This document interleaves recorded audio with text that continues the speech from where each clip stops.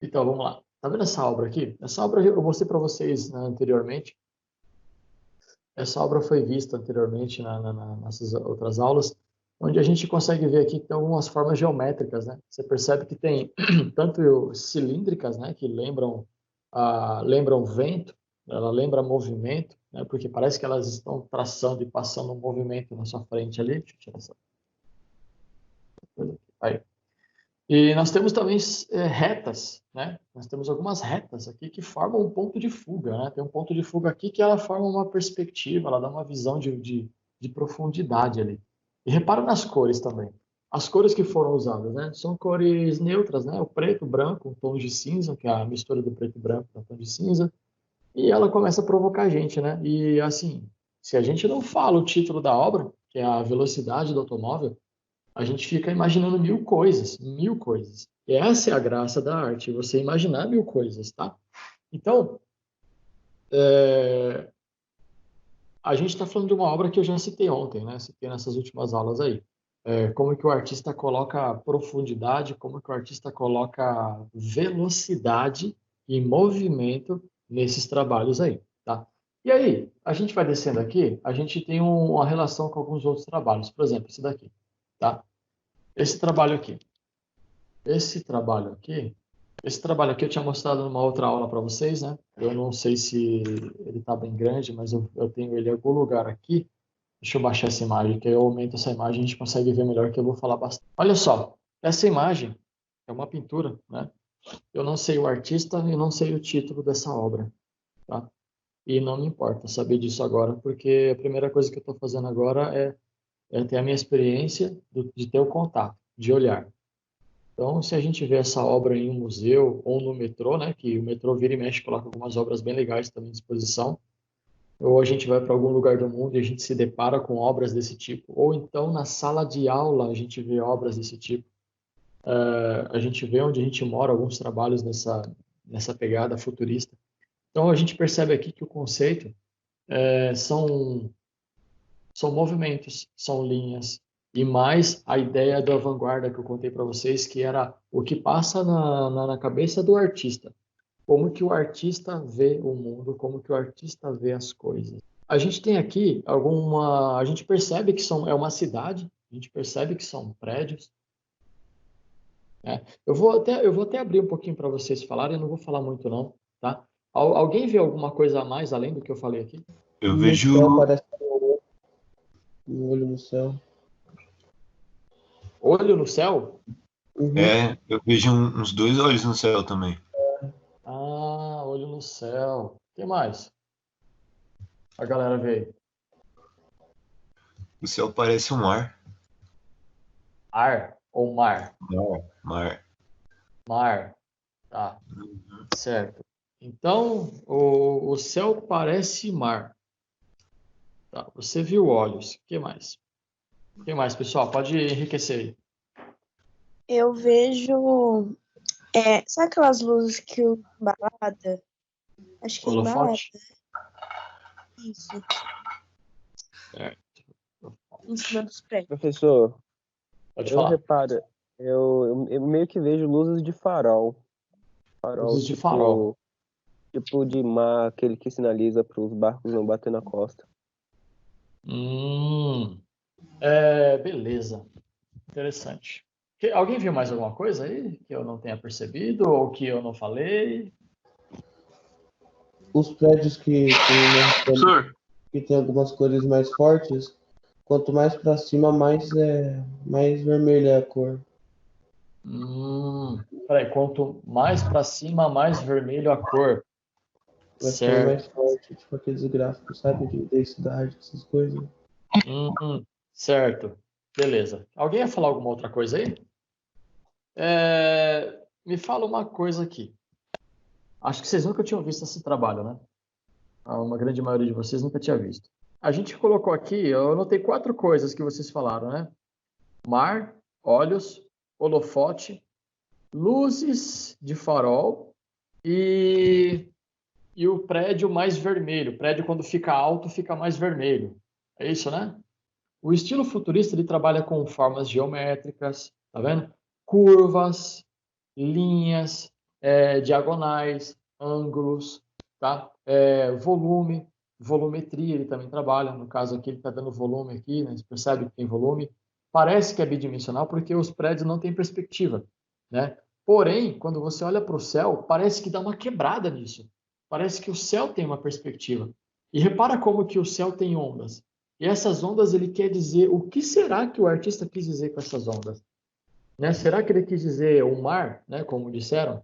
Ah, é o mar. Ah, mas poderia ser a poluição? Poderia ser que o artista tivesse... Esse quadro foi pintado mais ou menos em 1930.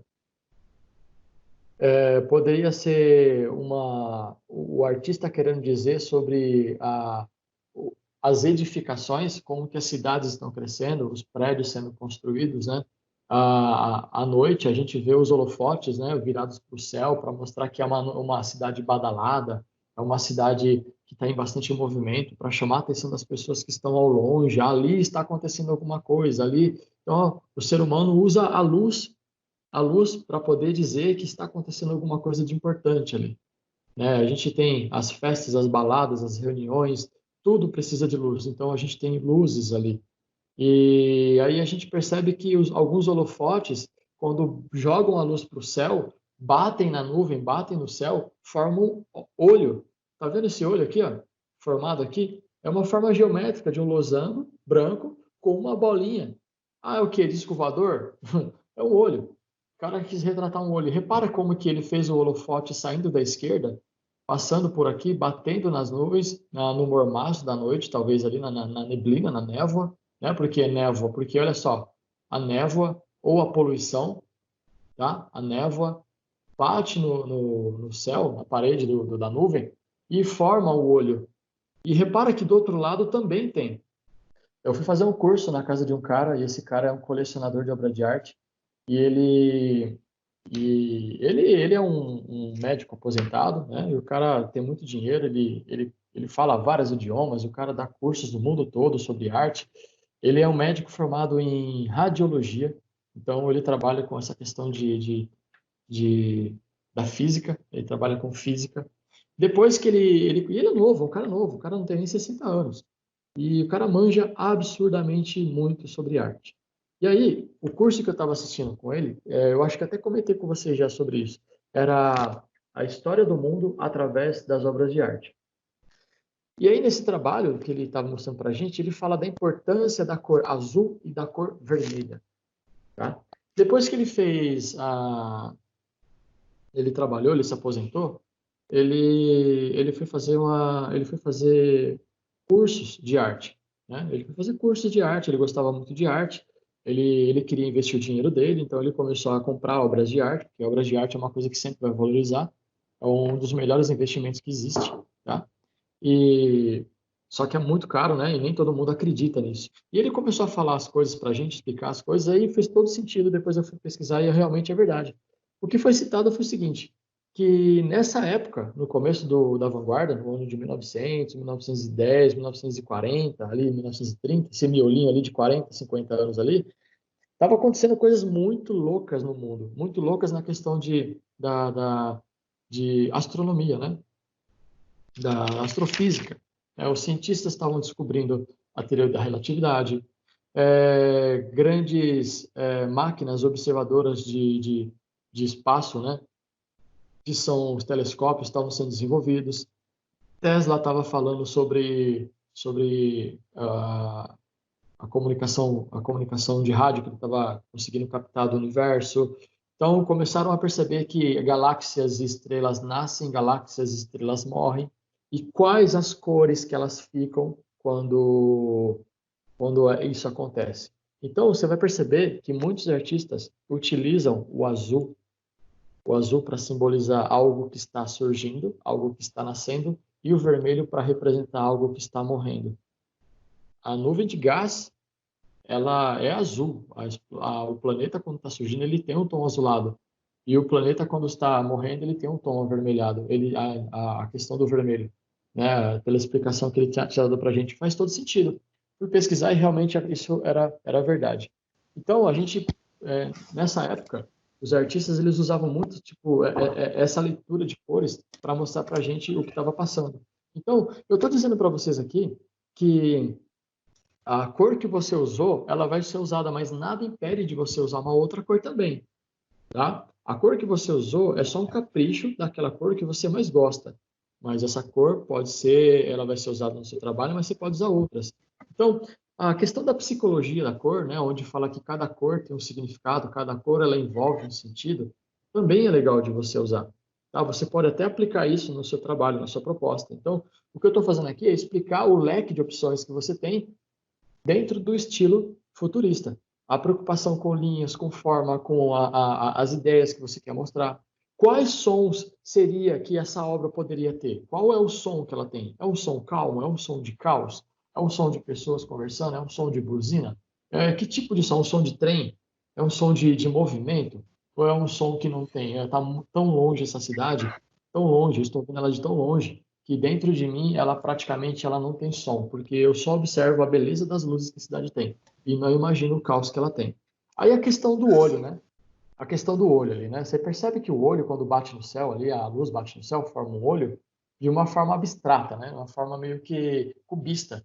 Só que ela não deixa de perder a identidade de um olho. Só que esse olho está parecendo o quê, gente?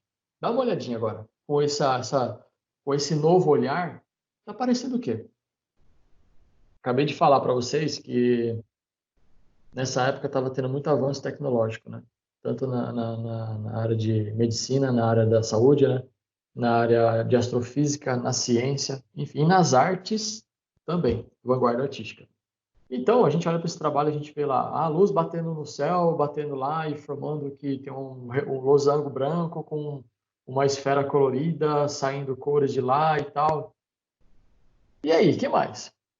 Só isso, ninguém consegue perceber que essa parte está saindo do céu, que essa parte está deslocando do céu, que é como se tivesse uma porta abrindo, uma janela abrindo. Agora que o senhor falou porta, parece mesmo que é tipo uma coisa descendo, tipo É um isso que eu falo para vocês. elevador. É isso que eu falo para vocês. Vocês Essa precisam pilha, né, tipo assim, olhar a obra quadro a quadro do trabalho, olhar quadro a quadro e deixar a fantasia da criação falar com você. não, Ontem a não gente realmente. Parece que uma parte do céu tá caindo. É, realmente. Ontem a gente assistiu uma palestra do. Eu não sei se eu mostrei para vocês a palestra do Leandro Carnal. Mostrei?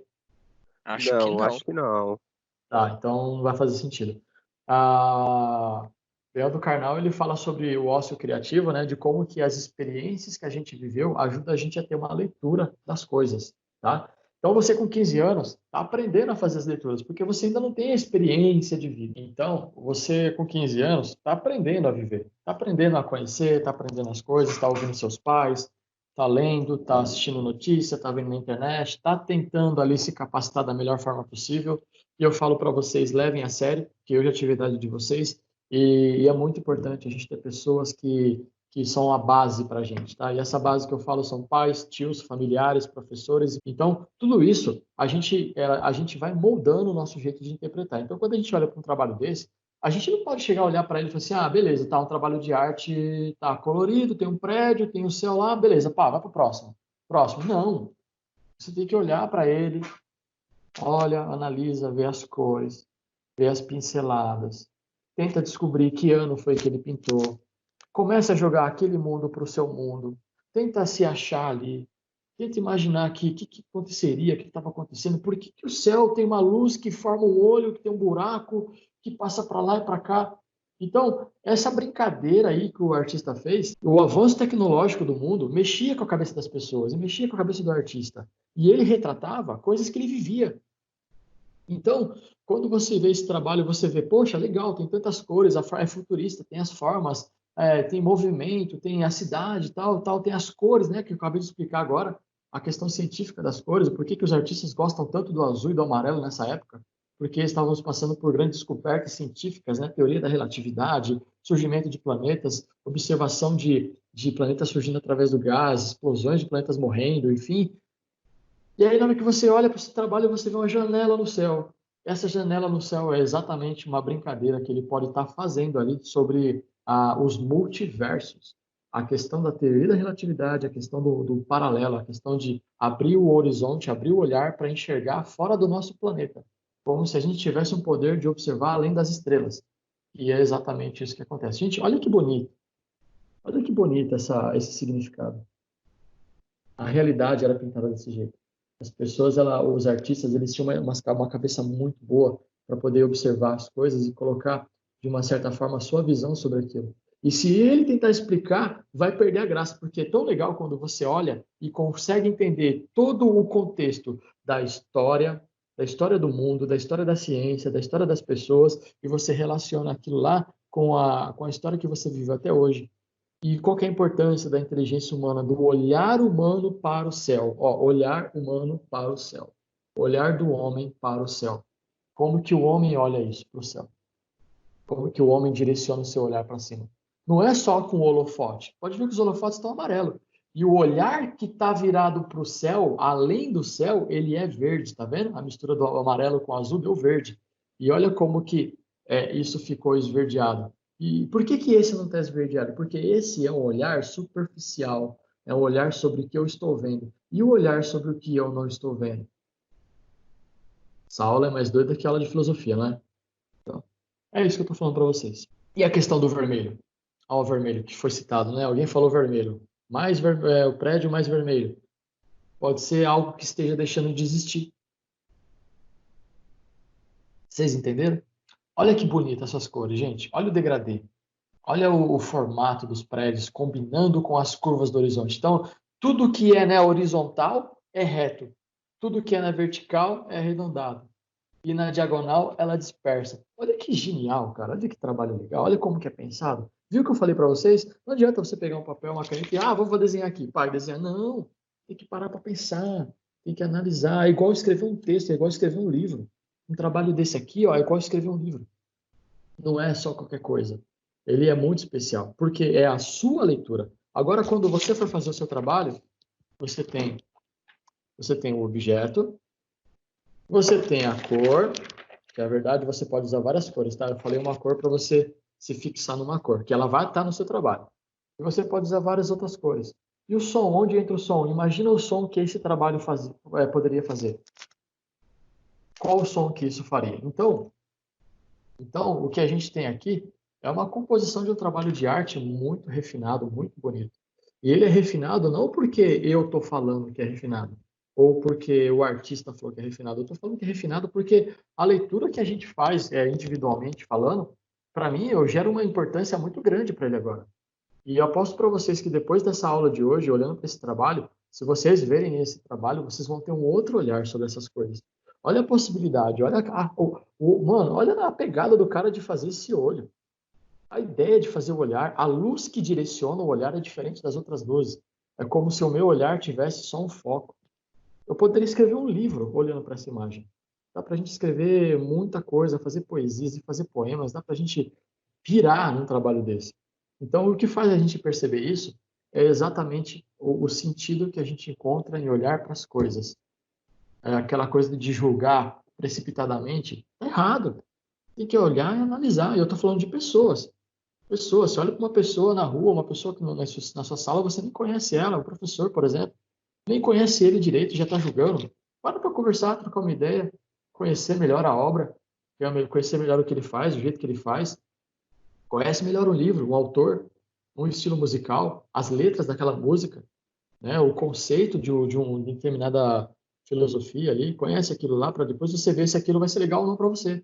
Né? No caso, a gente está falando de arte, né? A gente está falando de coisas boas para a nossa vida. Estamos falando de coisas boas que fazem a gente amadurecer e crescer. Então, eu acho que a gente precisa perceber, ser mais sensível para perceber as coisas, perceber as cores, perceber os sons, perceber o gosto, perceber os gestos, perceber os olhares, perceber tudo isso daí. E eu tenho certeza que você vai viver bem melhor depois que você aprender a diferenciar e a observar as coisas diferentes. Na fotografia, a gente vai discutir, falar um pouco sobre o segundo olhar, tá? O segundo olhar. Existe o fotógrafo do primeiro olhar e o fotógrafo do segundo olhar. Então, o observador, a pessoa que, quando ela se apropria dessa obra de arte, ela se apropria do que ela está vendo, ela acaba virando o artista, porque a obra acaba tendo um significado para ela. para ela viver melhor, para ela te trazer coisa boa, para ela poder entender melhor o mundo, tá? Então, olha quanta coisa eu falei em cima de um trabalho futurista, tá? Então, é isso. A gente vai poder usar qualquer tipo de suporte.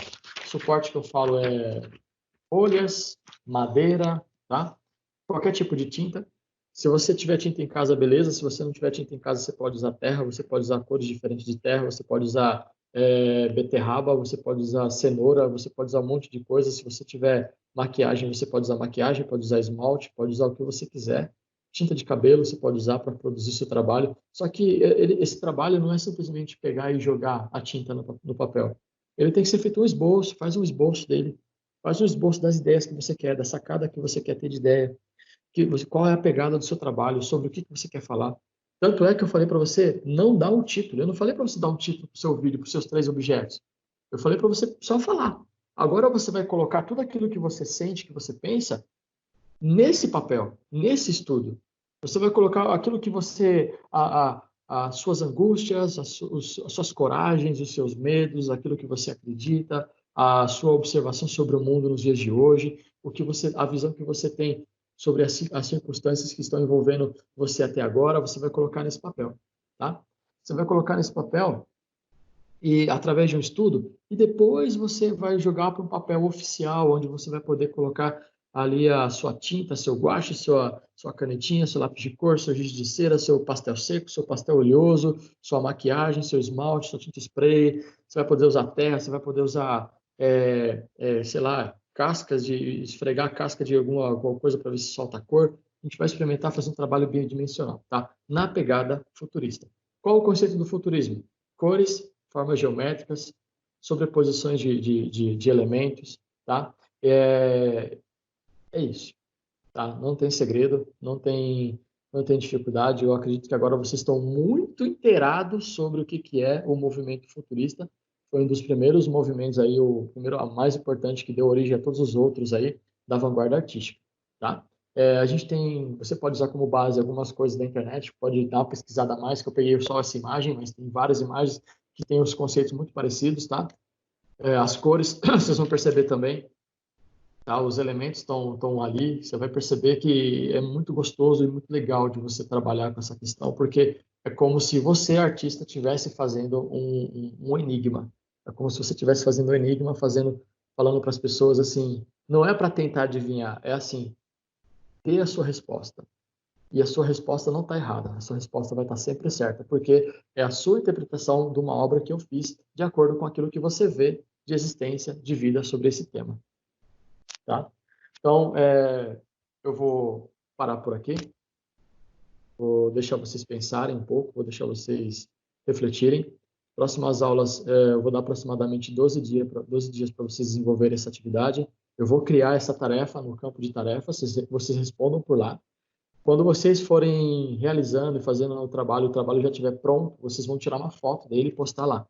Até lá, a gente vai ter uma semana antes e uma semana de aula de assessoria, onde eu vou assessorar vocês. Eu vou estar no grupo do Teams e vou conversar com vocês, vou ver se alguém tem alguma dúvida, se alguém quer me procurar para falar alguma coisa. Se tiver uma dúvida que você não quer colocar para as pessoas verem o seu trabalho, alguma sugestão, pode colocar no chat, tá? Eu oriento vocês a não mostrar para ninguém o trabalho de vocês, deixe para o dia da apresentação, a gente tem a surpresa, tá bom? Vou espelhar a tela para a gente poder fazer uma contemplação dos trabalhos, a gente vai ver o trabalho de todo mundo, tá? E a gente vai trocar uma ideia, vamos apreciar o trabalho. É uma aula que demora um pouquinho mais, tá? Porque a gente, de repente, alguém quer perguntar alguma coisa, alguém quer falar alguma coisa, então é uma aula que estende um pouco mais. Essa aula pode levar em torno de 2 semanas aí, mais ou menos, tá? Então, vocês terão um prazo de 12 dias a 13 dias para confeccionar, eu vou colocar lá no Teams, na plataforma, e se vocês tiverem alguma dúvida, manda mensagem no chat que a gente vai responder, certo? Alguém tem alguma dúvida aqui na aula? Deixa eu só ler os comentários aqui, gente. Desculpa, porque eu tô concentrado no que eu tô falando aqui, que eu não deixei o chat aberto, tá? Eu deixei a imagem aberta aqui, eu tô vendo a imagem no celular, que eu tô usando a câmera do celular.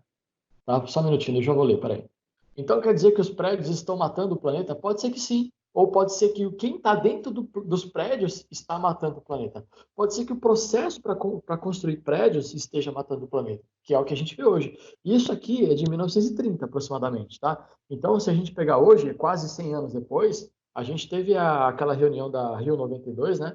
Eco 92, onde foi discutido algumas questões sobre sustentabilidade, preservação do planeta. Aí, Matheus, sim. Interessantíssima a sua pergunta, hein, Matheus? Muito boa essa pergunta. Hoje os artistas têm essa visão na hora de fazer alguma obra de arte? Sim, Matheus. Eles têm essa visão. Só que como na época era tudo muito novo, e isso estava em evidência, era muito mais forte, tá? Mas hoje temos, sim, alguns artistas que trabalham ainda com conceito de cores, assim, voltadas para criação, surgimento e tal. Pode ser uma pintura digital, Luana. Obrigado por ter falado isso, tá? Eu esqueci de falar. Pode ser uma pintura digital, tá? Só que por ser uma pintura digital, tem que fazer jus.